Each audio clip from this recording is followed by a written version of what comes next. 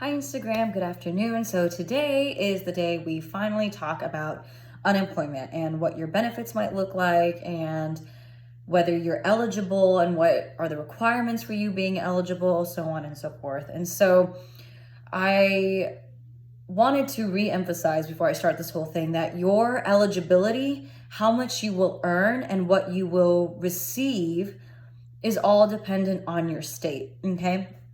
Excuse me. But I wanted to go ahead and go over some quick federal guidelines that have been that are going to be changed with this corona stimulus package. So the first thing is that most people, like for example in the state of Texas, you're eligible for unemployment up to a maximum of 26 weeks. The federal coronavirus stimulus package has extended that to an additional 13 weeks. Some states may have less, but maximum will be extra 13 weeks. And so that means that you will be eligible for up until 39 weeks. Mental math. So that's going to be the first thing. Now, another additional thing that the federal government has added is that on top, if you are eligible for unemployment and you begin to receive unemployment benefits, you are also therefore eligible for the additional $600 a week that the federal government will include on top of that unemployment part for up until July 31st or for 4 months after this program has been implemented. Now, the reason that's important is because unemployment is not going to completely cover your wages, even in general, even during a normal period. Unemployment covers about 40 to 45% of your lost wages when you've lost a job or, whether for whatever reason you have to claim unemployment. So that's really important to remember, is that unemployment is by no means a replacement for wages in its entirety. And that's why when people use the claim, oh, well, it's going to make people not want to work, that's highly, highly unlikely, simply because people like working because they earn more when they work than when they do on unemployment. So just remember that, is that unemployment is there to mitigate your losses by about 40 to 45%. With this additional 600, it might replace wages in its entirety, or maybe increase that percentage to 55%, at least for 4 months or until July 31st. I'm sorry, I've written a lot of information here, and so I know that's a lot, but just things to consider. When we talk about who is eligible for unemployment, those parameters change from state to state, like I said, but they also have different requirements. And so now with this packages, the federal government has extended who is eligible. So people that are working part-time, and if you were not eligible for part-time benefits because you were only working part-time before, depending on the state, they may not approve you for state benefit unemployments, but you are eligible for the $600. Contractors, freelancers, people who work gigs, self-employed workers, people who have been involuntarily laid off. Now, it's very important that you understand the difference between involuntarily laid off and then you just left out of fear. If you quit your job because you were worried that the virus might infect you and that you might get it and therefore give it to your family, and so that's why you quit, you are not eligible for the $600 and probably won't be eligible for unemployment. If you were let go because your business was forced to shut down and you were involuntarily laid off, then you are eligible for the $600 and unemployment benefits. So that's just really important that you maintain that difference and understand that difference, rather. Sorry. I can't read my handwriting backwards. If the breadwinner of your family has passed away due to the coronavirus, you are eligible for unemployment benefits and also eligible for the $600. I am not sure if that holds under normal circumstances, but at least during this time, if your breadwinner has passed, you are eligible.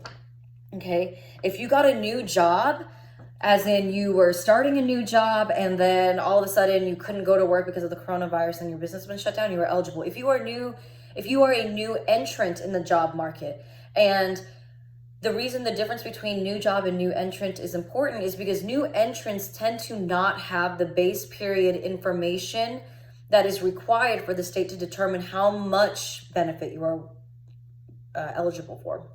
So if you're a new entrant, and you don't have that information because you haven't been working long enough, you are still also eligible to claim unemployment benefits.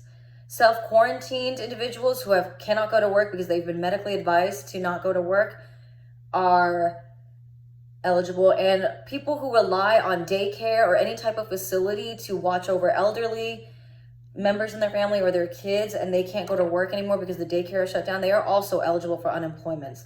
Now, again, remember, if you are eligible for unemployment and the state deems you that you will earn unemployment benefits, you will also get this extra $600 a week on top of your unemployment benefits to help mitigate that, at least for 4 months, okay?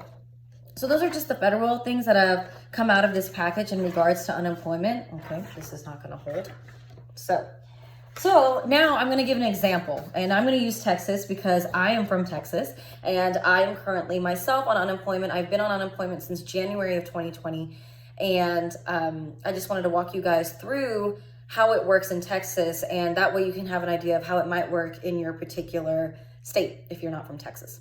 So and the reason I've mentioned that I'm on unemployment and why I'm on unemployment is to kind of give you guys a better idea of how I was eligible and why I was eligible and what I've had to do to maintain my status of eligibility for unemployment. So in the state of Texas, the first main thing you understand is there's 3 main criteria. The first one is that you are available to work, that you were involuntarily let go, and that you meet a certain minimum earnings requirement. And we will go into the mathematics of the earnings requirement in just a second. I met all 3 of those. I was involuntarily, let go from my job in August of 2019. And I really thought I could find a job within those next 4 months. And that's why I didn't file for unemployment immediately. I really thought that it'd be easier to find a job. I've got a lot of work experience. I didn't think it'd be too difficult, but it was. And I was dipping into the last bit of my checkings account. And so I said, okay, I got to file for unemployment. Otherwise, I'm not going to be able to make my ends meet. And I was deemed eligible. So that's how I was earning unemployment benefits. Okay. How they determine how much money you can earn is through something called a base period. You may have heard this in your economics course in macroeconomics, because we have a base year when we're determining price index and determining inflation. This kind of works like that. We have a base period. And in this base period, it is determined by 4 to 5 calendar quarter sessions or calendar. And remember, in a quarter, it's 3 months. So calendar quarters before you had to file your claim. So for me, for example, I made my claim in January 2020. So they used my base period from January 2019 to December 2019. Okay. And okay. All right. So sorry, I can't read my own handwriting. So that's how they determine my base period and how much I'm going to earn. Now, if you want to know, okay, well, how do they determine how much I'm eligible for? Okay, first of all, what they do is they look at which quarter did you earn the highest, okay? Which quarter did you earn the highest? And then they will divide that by 25, okay? And I have a math example in a second that we'll go over. And they'll divide that by 25. Then they'll take that number, the answer from the division problem, multiply it by 37.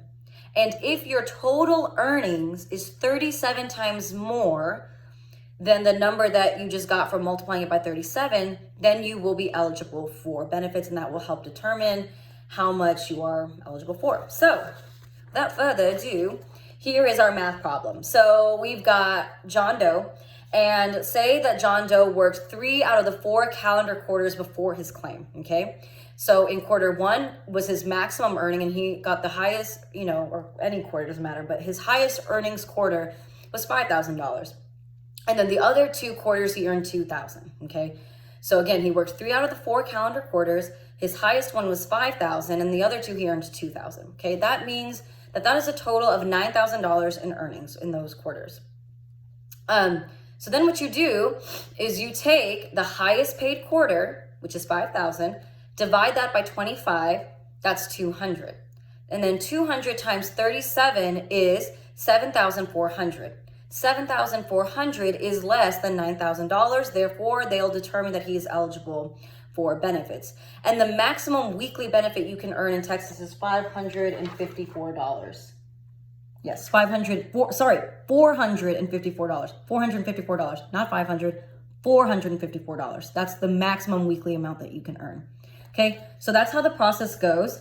Again, they take your highest paid quarter, divide that by 25, and then multiply it by 37. And as long as this number is less than the total earnings of all the calendar quarters that you've worked, you are eligible, for unemployment benefits, and you can earn up to a max of $454 a week. Now, so those are the main things. So must-dos, again, and this is for Texas. I would assume they'd be similar to other states, but this is for Texas. The main thing that you have to do when you go to Texas is go to twc.texas.gov. So you need to register with the unemployment office, whatever that is. And I was too lazy to spell out unemployment. You need to register with that office. And I highly recommend you take the time and go through the website, read through the links, read through what they say, go through the website, really, really understand what's going on, and then register and make an account here, and then start submitting your claim.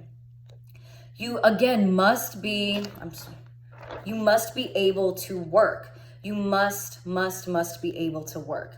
And on top of that, while we're going into that, the reason you don't have a job must be through involuntary measures, okay? If you quit, you're probably not going to be eligible for unemployment unless you may have been a victim of domestic violence or stalking claims, or the situation, whatever situation, a medical claim to where you couldn't go, or the situation in the work environment was so bad that anybody who was willing to work would also do the same thing you did. And that is how you go through a hearing for that. So if they deny your claim at first, you can appeal, and I'll go over that in just a second, okay? You need to register with the state workforce center, and they're located all throughout your state. Texas obviously has a lot. I'm in the North Texas one. I go to work events, I go to career fairs, I make my presence there known, and I go there at least twice a month when I can. You may need documentation. You may need documentation, and again, that's dependent on if your initial claim was denied or some type of claim was denied. You may need documentation to prove your case in the hearing that you will get. You also must explore and understand the resources and explore the website. The Texas website, I think, is very well done. The resources are very well laid out, and they're very clearly there to help you. A big tip I would say is if you want to talk to a representative, get up at 7:30 and be ready to call the phone immediately at 8, because if you wait any later than 8 a.m., you may not hear from them until a day or 2 days later. They're just very busy on a normal basis, and I can't imagine what it's going to be like for them now. So make sure you explore the website, explore the resources, and understand what you can use at your disposal. Make sure you're updating your resume on the Texas workforce site, applying for jobs, obviously, but also taking jobs that are of interest to you and that are relative to your skill set, and keeping that updated.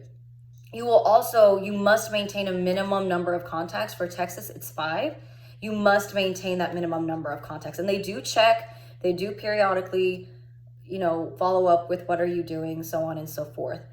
So the last thing I'd like to go over real quick is when you register, there will be a whole sidebar. Again, I think the website's very well organized, of resources, of correspondence, of appeals, of submitting a payment request.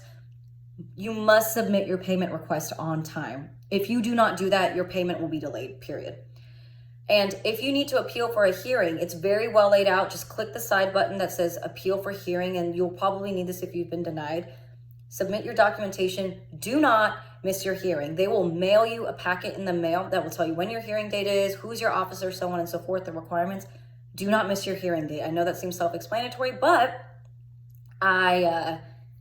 let's just say you don't want to miss it, okay? Let's just say you don't want to miss it. So those are all the basics of unemployment, very quickly how it's, working. And like I said, please visit your unemployment website, and they will have much more in detail about what are the requirements for you as an individual of that state. Hope this helped, and I'll see y'all tomorrow. Bye.